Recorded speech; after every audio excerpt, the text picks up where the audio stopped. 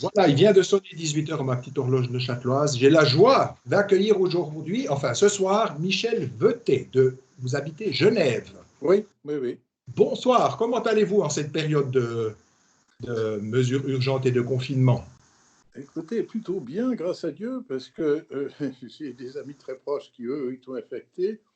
Je compatis aussi à beaucoup de gens qui, eux, sont dans une petite maison, dans un immeuble locatif. Et moi, grâce à Dieu et grâce à mes grands-parents et mes parents, j'ai eu une maison en bois, pas bien loin de Genève, qui me permet de prendre les choses très confortablement et de continuer justement à communiquer, mais aussi de continuer à réfléchir et à écrire. Oui. À écrire, hein? D'accord, ouais. Bah, écoutez, prière pour vos amis là qui ont été touchés par Oui. ce coronavirus. La famille, c'est pas évident comme ça. Alors, ouais, je comprends.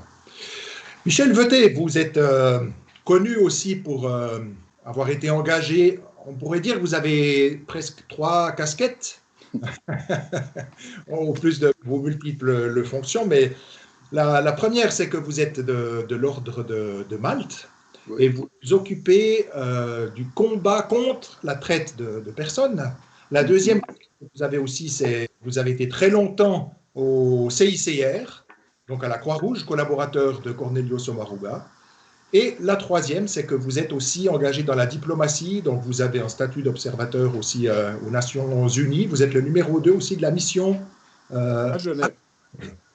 alors Oui. avec ces trois casquettes, je suis persuadé que par rapport à ce qu'on est en train de vivre, notamment, qu'est-ce qui peut être encore fait contre la traite des personnes? C'est au niveau de l'Afrique, hein, n'est-ce pas?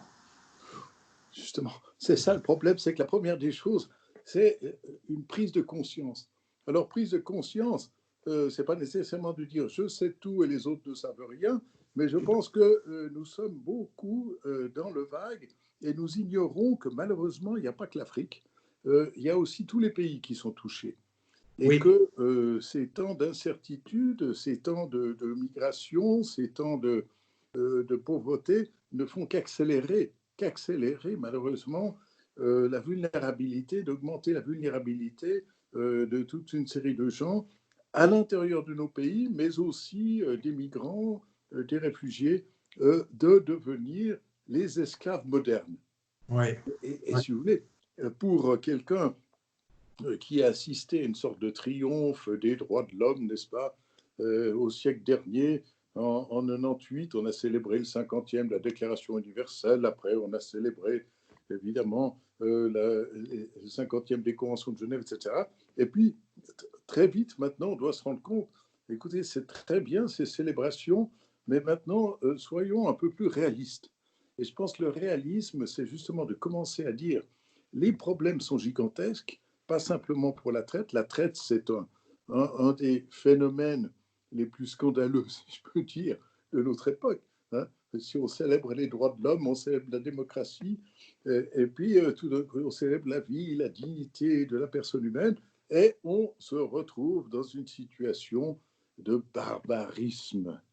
oui, oui. Et alors, comme je vous dis, la première des choses, c'est que les gens prennent conscience que malheureusement ça existe, et puis que peut-être on est tous un peu coupables de cela, parce que si on achète un objet très bon marché, ou si on achète des crevettes à des prix imbattables, eh bien, c'est peut-être le fruit de travail d'esclaves. D'accord, ouais, ouais. Et que donc, à un moment donné, il va falloir, au-delà de cette prise de conscience, voir qu'est-ce qu'on peut faire. Et qu'est-ce qu'on peut faire? Alors, je pense qu'évidemment, avec ma position, j'essaie de prendre des positions, de faire des interventions, mais aussi d'écouter, de lire, de prendre contact avec des gens qui savent, de prendre contact avec des gens qui agissent aussi sur le terrain. Alors, de nouveau, oui, je connais une sœur Patricia qui fait un travail magnifique avec les sœurs de Saint-Louis à Abuja, À Abuja, d'accord. ou à Lagos, plus précisément. Elle est à Lagos, elle. Et puis, je connais aussi des gens qui font un travail magnifique ici à Genève, au Oui, cœur des grottes. Vous voyez. Donc, il y a des victimes partout. Je ne vous dis pas qu'il y en a à Fribourg, parce que j'en sais rien. Moi, je ne vais pas pointer du doigt une autre oui, ville, mais la ville où je suis né, je peux dire que malheureusement, on a encore du travail à faire. Vous voyez, et Voilà. que là, après, on se rend compte que ce travail, ce n'est pas simplement des gens de bonne volonté ou qui auraient une certaine position auprès de certaines organisations, mais je crois que c'est un travail d'ensemble. Alors, ça peut aussi bien être des gens de la police genevoise, et il y en a qui font du très très bon travail. Ça peut être des gens du Centre social protestant, de Caritas, ça peut être des gens, des prêtres, par exemple, oui, le vicaire épiscopal Pascal Destieux, là, est très collaboratif. Le nonce apostolique aussi, je dois dire, a plusieurs fois célébré des messes, parce que je pense que ça a aussi un aspect religieux, spirituel. C'est une lutte contre le mal. Oui. C'est une lutte où on doit prier non seulement pour les victimes, mais aussi pour la conversion de ces esclavagistes et de tous Voilà. les petits esclavagistes que nous sommes peut-être par beaucoup d'aspects. Oui. Donc, sur Genève, concrètement, est-ce que vous avez peut-être une jolie histoire à nous raconter d'une personne qui était justement en situation d'esclavage moderne, comme vous venez de le dire, Ouais. et puis qui s'en est tiré, si on peut dire, qui est sorti de cela? Ouais. Alors, malheureusement, c'est pas toujours très joli parce que les gens qui viennent, je sais que, par exemple, il y a deux dates que j'aime bien. Une, c'est le 18 octobre, c'est la journée européenne contre la traite de personnes. Et alors là, à la fois aux Nations Unies, mais aussi à l'extérieur, on essaie d'organiser des événements justement pour attirer l'attention des diplomates, mais aussi des organisations humanitaires et des ONG. Et puis à l'extérieur, aussi même à l'université. La dernière fois, on était devant une IMAI. Mais aussi, il y a une autre date qui est le 8 février, qui est la fête de Sainte Bakita, qui est la patronne Ah, des esclaves, qui est elle-même une ancienne esclave oui, et tout qui à fait. était une jeune soudanaise et Oui, qui avait été réduite en esclavage. Et puis après, tout d'un coup, elle a eu le bonheur de trouver un Italien qui l'a ramenée en Italie. Et là, en Italie, elle a évidemment été libérée.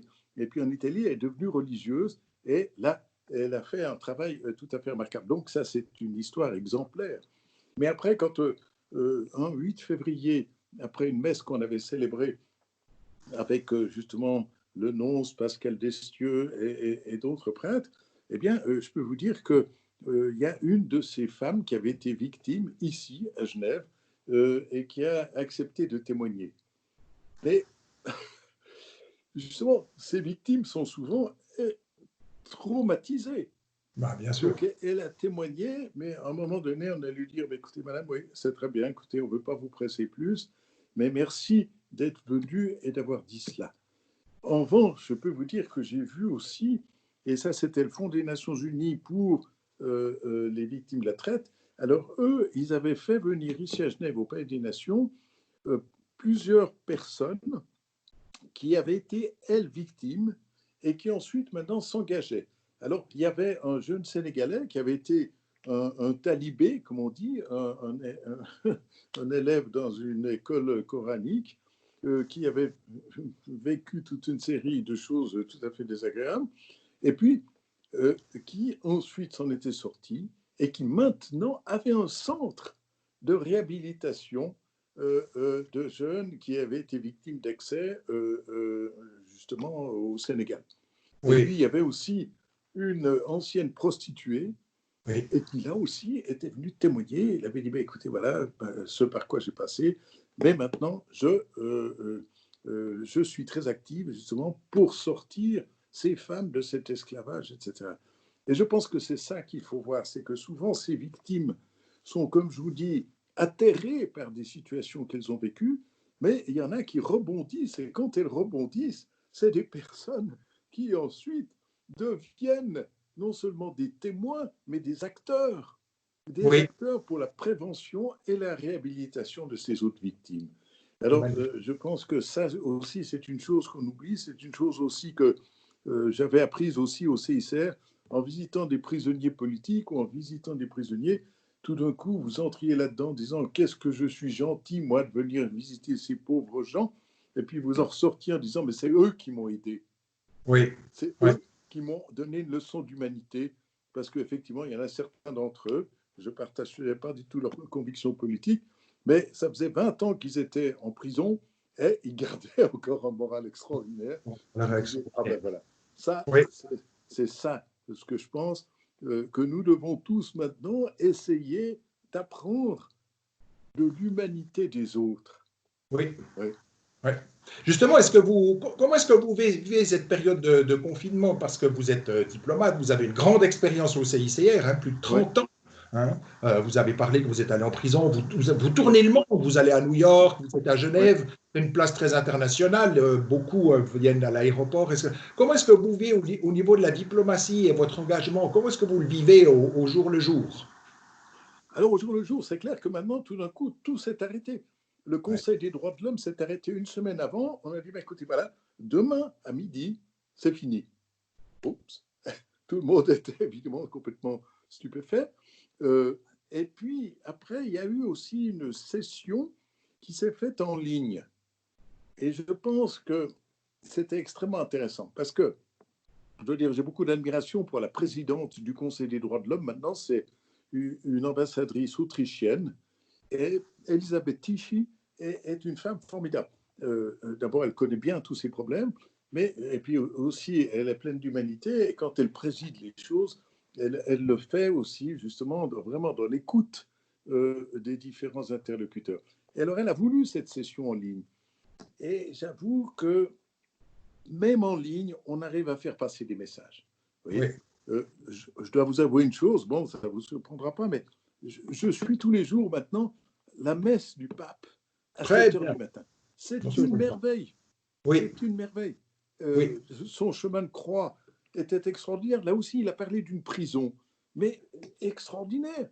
Tout d'un coup, il vous montrait que, somme toute, le chemin de croix, euh, c'est une chose qui se vit aujourd'hui, évidemment, et qui se vit de mille manières.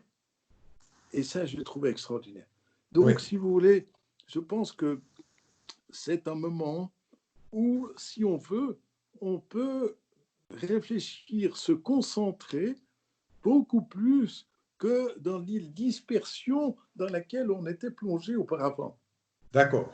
Et d'après vous, quels conseils vous pouvez, bien sûr, on est toujours très humble hein, dans les conseils qu'on peut donner ou des lectures. D'abord, où est-ce qu'on peut vous lire? Parce que vous avez des Ah, choses à dire comme ça, vous publiez, oui, vous écrivez, excusez-moi mon ignorance, mais oui, on peut vous lire, vous avez un site, vous avez... oui, euh, oui. Alors il y a deux sites, et puis après je vous dirai une autre chose, mais il y a deux sites. Il y en a un qui s'appelle Christus Liberat. Bon, comme ça se prononce, comme on dit, oui, christusliberat.org. Et ça, c'est un site que je fais avec un ami, justement, sur la traite de personnes. Parce que je pense qu'effectivement, il y a eu des ordres, l'ordre des Trinitaires, mais il y en a d'autres aussi, les Scalabriniens, qui sont dévoués à la libération, mais Christus libérat, c'est vrai. Et puis oui, après, le deuxième site, c'est le collège universitaire Henri Dunant. Et alors ça, c'est cuhd.org. Et là, justement, j'ai ces deux cours que je suis en train de mettre sur pied. Et puis autrement, ma dernière publication, j'étais très content, c'est une publication de l'université de Strasbourg, mais c'était une réunion qu'on avait faite avec Paul Dembinski et d'autres à Fribourg. Et alors, c'est refonder, refonder la coopération internationale, ah, refonder la coopération internationale sur la doctrine sociale de l'Église, vous voyez. c'est Et non, Laudato Si, ouais, ouais, oui, oui. Et donc, malheureusement, je pense que, si vous voulez, ce qui se passe, c'est que le problème qu'on a avec les institutions internationales, avec le droit international, avec même toute une série de modes de coopération qu'on avait auparavant, c'est qu'ils sont paralysés. Ils oui, sont carrément minés. Et je ne vais pas mentionner ici des noms de gouvernements, mais on en connaît tous. Et il faut donc retrouver les fondements, retrouver les racines. Mais ces racines, évidemment, nous, en tant que chrétiens, je pense que oui, on a quelque chose à offrir, mais on a aussi, dans le dialogue interreligieux, de trouver des valeurs communes d'humanité oui, et qui nous permettrait justement de dire, mais attendez, mais bien sûr, avec nos frères aînés juifs, mais bien sûr avec nos frères musulmans, et bien sûr peut-être même avec les hindous, et même peut-être avec d'autres, etc., on a des choses communes, qui est un commune. respect de la vie et de la dignité humaine, et qui est un respect aussi de la création. Oui, Et si on arrivait à mobiliser, si je peux dire, cette conscience publique, et je pense qu'on pourrait repartir sur de meilleures bases, vous voyez, d'accord, et oui. repartir sur des bases qui seraient véritablement pour assurer non seulement la survie, parce que souvent on vous dit, bah, écoutez, oui, si on ne peut pas comme ça, on va dans le mur, etc., mais assurer véritablement une harmonie internationale et une harmonie nationale, vous voyez. Oui. Et cette harmonie, ouais, Quels seraient les leaders, d'après vous? Bon, c'est toujours un peu une question un ouais, peu bateau, comme ça, c'est difficile comme ça, mais quels seraient les leaders actuels dans le monde de la diplomatie, dans le monde de la politique, qui mériteraient qu'on suive leurs tweets, qu'on suive ouais, leur intervention? Vous ouais, comptez sur qui, là? Vous comptez, je ne sais ouais. pas, sur les tweets de Trump ou bien... Non, non, mais écoutez, il est libre, évidemment, il est le président des États-Unis, je ne vais pas contester son droit à l'expression. Mais je pense qu'en tout cas, bon, le pape François, c'est évident. Oui, L'archevêque de Canterbury, Justin Welby, c'est un homme extraordinaire. Il y a aussi cet imam, cet imam d'Al-Azhar. C'est extraordinaire aussi, certaines de ses déclarations, j'ai trouvé que c'était magnifique. Et inutile de dire, le Dalai Lama, je pense qu'il a des choses aussi très intéressantes à dire. On ne partage peut-être pas sa foi, mais on doit admirer aussi une certaine conception de l'humanité et une conception de l'harmonie qui est très intéressante. Et il y en a probablement encore d'autres. Et peut-être vous diriez, mais est-ce qu'un Pierre Rabhi, n'est-ce pas, qui était lui musulman, puis chrétien, puis maintenant, je ne sais pas. Mais donc, si vous voulez, je pense qu'à un moment donné, il faut se dire un peu qui n'est pas contre moi est avec moi.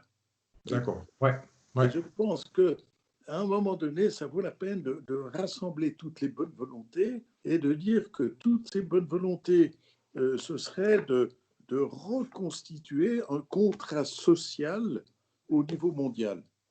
Oui, ouais, tout à fait. Et là, c'est ce que vous essayez de faire aussi à Genève. Est-ce que la récente visite du pape François pour justement, vous l'avez évoqué, l'œcuménisme, est-ce Oui, qu'elle a fait encore une trace? Est-ce que c'est quelque chose qui a mobilisé la Genève internationale? On sait qu'il y avait aussi Alain Berset qui l'a accueilli, qui est oui, actuellement à la tête de l'Office fédéral de la santé, hein. oui, C'est lui qui est devant. Surtout que le pape l'avait dit dans l'avion que c'était un homme très intelligent. Effectivement, on oui, peut le voir à l'œuvre. oui, oui, oui, oui. Est-ce qu'il y a eu des fruits? Bien sûr qu'il y a eu des fruits, hein. Il y a le Oui. livre récent de Lise Cayrus et de Pierre-Yves Fuchs sur la visite du pape François. Est-ce Oui. qu'il a laissé justement des traces pour bâtir l'avenir? Oui, alors je crois beaucoup. Et je pense que là aussi, j'aurais dû mentionner aussi évidemment le Conseil œcuménique des Églises. Parce Oui, que là, on a non seulement un excellent secrétaire général, mais on a quand même au sein de ce Conseil toute une série de croyants, de chrétiens qui méritent d'être écoutés, qui ont aussi des réflexions intéressantes. Et c'est pour cela que je pense que, oui, Genève, Genève, c'est pas simplement, si vous voulez, la ville de Voltaire, hein, si je peux dire.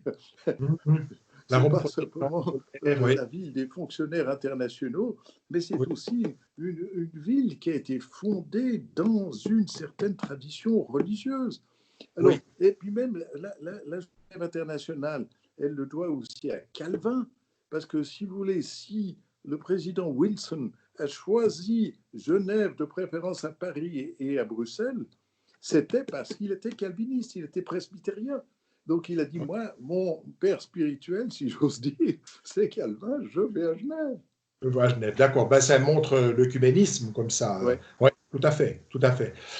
Bien, vous êtes aussi de l'ordre de de Malte. Malte. Concrètement aussi, hein, on sait que c'est en ordre aussi Ouais, avec.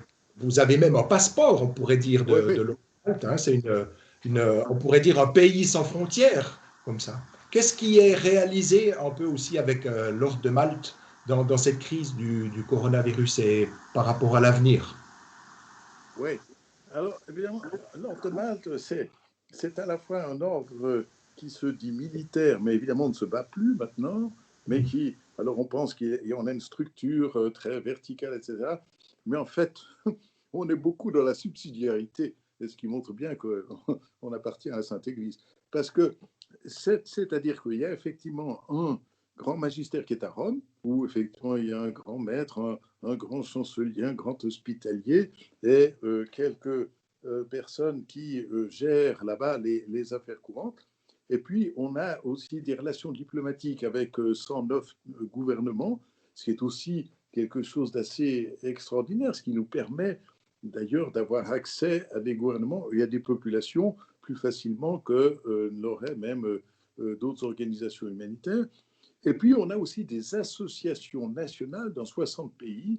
Et je dirais c'est surtout ces associations nationales et une organisation, elle, qui a un caractère non gouvernemental, qui s'appelle Malteser International. Et Malteser International, qui est basé en Allemagne, à Cologne, fait beaucoup d'humanitaire. Mais je dirais, maintenant, dans le coronavirus, c'est évident qu'en Italie et en Allemagne et en France, là, on voit vraiment un engagement de l'Ordre de Malte, que ce soit justement du personnel professionnel dans des hôpitaux ou dans des services d'ambulance, ou que ce soit des bénévoles. Et je pense que ça, c'est aussi une réflexion, mais surtout une action. Et puis, parce qu'on dit toujours, ben, l'Ordre de Malte, nous sommes au service de nos seigneurs les malades. Oui, ben, nos seigneurs les malades, maintenant, on sait où ils sont. Oui, tout à fait. Donc, je Oui. pense que là, on n'est pas encore au bout de notre réflexion, ni non plus de notre action. Je pense que l'Ordre de Malte, là, il y a quelques années, célébrait ses 900 ans. Mais après, on a dit, écoutez, c'est bien les célébrations, comme je vous le disais aussi, même sur le plan des droits de l'homme, du droit humanitaire, mais aussi sur le plan des institutions. À un moment donné, il faut dire, oui, d'accord, maintenant, qu'est-ce qu'on fait aujourd'hui et pour demain? Voilà, c'est ça. Magnifique. Donc, pour vous, demain, on sait ce que vous ferez. À 7 heures, vous écouterez la messe avec le pape. Oui. On priera pour vous. Merci infiniment d'être venu pour nous raconter aussi ce qui se fait au niveau mondial, mais ce qui se fait aussi à Genève. Vous avez mentionné le vicaire épiscopal, Pascal Destieux. Vous avez expliqué ben voilà, le Conseil œcuménique des Églises. Vous avez expliqué la Genève internationale, l'esprit d'ouverture. Et puis des personnes qu'on pourra suivre, soit vous-même en allant sur votre site, et puis en suivant aussi le Conseil œcuménique des Églises, le Dalai Lama et puis le Conseil des droits de l'homme. Eh bien, merci infiniment. Merci. Merci à vous. De Pâques. Oui. Et puis, bonne soirée. Vous aussi. Merci mille fois. À Restons en bientôt. contact. Oui, en union de prière. Merci.